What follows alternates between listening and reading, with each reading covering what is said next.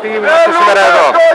Νομίζω ότι έχει ξεχυλήσει πια το ποτήρι της οργής των μαθητών. Στην Κυψέλη χρειάζονται σχολεία και αντί ο Δήμος της Αθήνας να πάρει όλες τις πρωτοβουλίες που χρειάζεται και να προμολογήσει να χτιστεί το νέο σχολείο εδώ στο Κόκκινο, χρονοτριβούν και κολλησιεργούν. Είναι ψέματα ότι δεν υπάρχουν λεφτά. Υπάρχει ένα τεράστιο κονδύλι που το έχει και ο Δήμος και η κυβέρνηση και τα σχολεία πρέπει να χτιστούν επιτέλους. Είναι τόσο απλά τα πράγματα. Γιατί τόσο χρόνο κολλησιεργούν? Εγώ πιστεύω ότι το συγκεκριμένο είναι και ένα φιλέτο στην περιοχή. Τον Ιούνιο ακούσαμε ότι κάποιοι θα θέλανε να γίνει εδώ σταθμός του μετρό και άρα ονειρεύονται και φαντάζονται άλλου τύπου αξιοποίηση και βέβαια άλλα συμφέροντα της ανακύκλωσης, ό,τι θέλετε, ας πούμε, εποφθορμιούν τον τελευταίο χώρο που έχει μείνει εδώ στην Κυψέλη. Εμείς θέλουμε να γίνει σχολείο και θέλουμε πραγματικά να καταβάλουμε αυτά τα συμφέροντα και θα αναγκάσουμε τον Δήμαρχο Καμίνη να πάρει σαφή θέση. Μιλάμε με τον κύριο Μπαμπικούκλα, πρόεδρο της ΓΑΜΑ ΕΛΜΕ Αθήνας. Κύριε Κούκλα, πείτε μας παρακαλώ σε σχέση με αυτό το πρόβλημα, από πότε σέρνεται το ζήτημα με το σχολείο? Σέρνεται εδώ και μία 20ετία και αφορά το συγκρότημα του Βελβεδού, δηλαδή 4 σχολικές μονάδες, 2 λύκεια και 2 γυμνάσια. Είναι 1080 παιδιά σήμερα φοιτούν στο σχολικό συγκρότημα και μάλιστα τα 2 γυμνάσια πάνε να αναλασσούν βάρδια, πρωί απόγευμα. Κάνουν μάθημα σε 16 χωρισμένες αίθουσες του ισογείου και του πρώτου ορόφου, 3 στο υπόγειο και 4 εργαστήρια στο υπόγειο. Που σημαίνει ότι είναι άμεση ανάγκη ανέγκες του σχολικού κτηρίου και για την πρωινή βάρδια αλλά και για την καλυτέρευση της ποιότητας της σχολικής διαδικασίας. Βλέπετε να υπάρχει διάθεση από πλευράς του Δήμου ή της πολιτείας?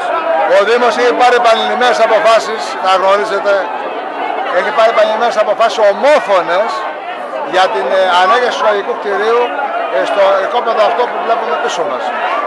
Και απλώς το έχει φτάσει ο κόμπος στο χτένι. Φτάνει πια. Δηλαδή πρέπει άμεσα να ξεκινήσουν οι διαδικασίες για ανέγερση του σχολικού κτηρίου. Η γνώμη σας ποια είναι? Αυτή η κολυσιεργία τόσων χρόνων έχει να κάνει, οφείλεται αποκλειστικά στις λειτουργίες του γραφειοκρατικού μηχανισμού ή οφείλεται σε κάποια συμφέροντα που παρεμβαίνουν και διεκδικούν τον χώρο? Πιστεύουμε ακράδαντα πιθανόν να υπάρχουν και συμφέροντα, αλλά δεν είναι στην πολιτική βούληση των εκάστοτε κυβερνώντων και μάλιστα τη σημερινή ηγεσία του Υπουργείου Παιδείας, η οποία ουσιαστικά κοφεύει. Κυρία Ζαμπούνη, έχετε και εσείς που αθέτω παιδιά στο 30ο Λύκειο προφανώς. Τι προβλήματα αντιμετωπίζετε ως γονιός και το παιδί σας ως μαθητής? Κοιτάξτε να δείτε, εδώ και 30 χρόνια κοντά διεκδικούμε ένα σχολείο.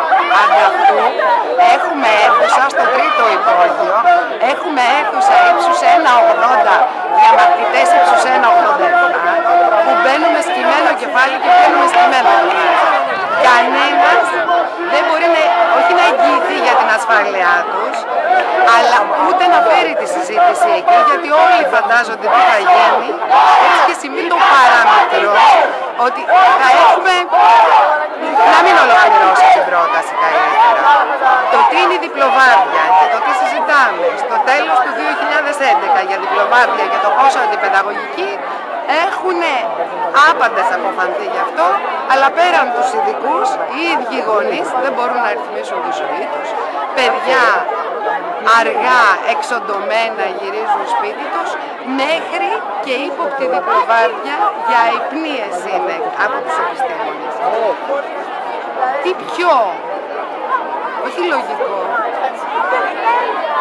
το πιο απλό όταν θέλεις να λες ότι έχεις παιδεία είναι να εξασφαλίσεις το βιβλίο, τον εκπαιδευτικό και το σχολείο. Στη δική μας περίπτωση, αν υπολογίσουμε και τα κενά, λείπουν και τα 3. Αυτό. Σας ευχαριστώ πάρα πολύ. Απαιτούμε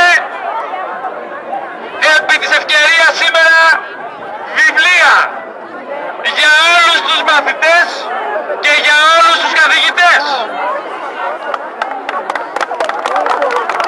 Απαιτούμε και διεκδικούμε λεφτά για την παιδεία και όχι για τους εξοπλισμούς τους, όχι για το κεφάλαιο.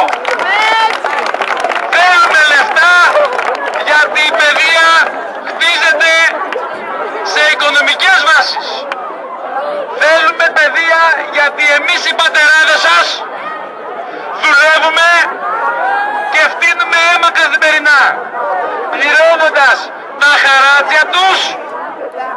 τους φόρους τους. Ας διεκδικήσουμε λοιπόν αυτό που μας ανήκει από κοινού, με το ίδιο πλαίσιο δράσης. Το μόνο σίγουρο είναι ότι εμείς οι γονείς σας θα είμαστε στο πλευρό σας και πλάι σας σε κάθε στιγμή. Εμείς καλούμε τον Δήμαρχο Καμίνη να σταματήσει να κόβει παγκάκια για τους άστεγους και να κάνει κάποια άλλη δουλειά. Και η δουλειά που έχει να κάνει είναι να μην μπροστά μαζί με τους μαθητές.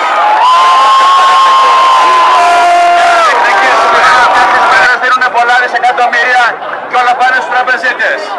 Κάποια από τα λεφτά πρέπει να πάνε για τα σχολεία. Αν δεν θέλουμε να κάνουμε βαθμά σε υπόγεια, πρέπει να συνεχίσουμε να διεκδικούμε.